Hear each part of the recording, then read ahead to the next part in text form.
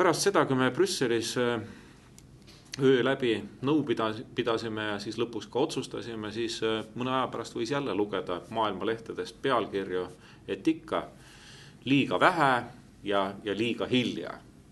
No sõbrad, minu meelest kõik analüütikud võiksid endale aru anda, et ega konkreetset võlakriisi Kreekas või mõnes teises eurotsooni või mitte eurotsooni liikmesriigis ei saa lahendada mingisuguste imeliste otsustega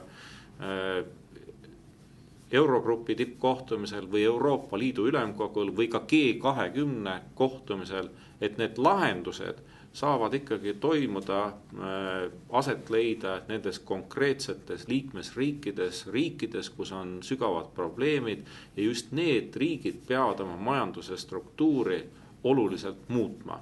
Selleks, et jälle oleks majandus konkurentsivõimeline, et tulud ja kulud oleksid tasakaalus.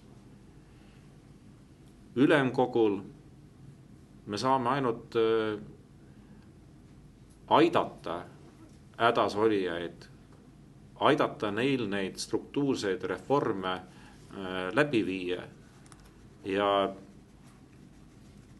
kui see, kes on hädas, otsustab, et näiteks ta abi ei vaja, no siis keegi ei saa hakata teda ka vägisi abistama. Aga ma arvan, et Kreeka rahvas lähtub tervest mõistusest ja hääletab nende samade kasinusmeetmete poolt.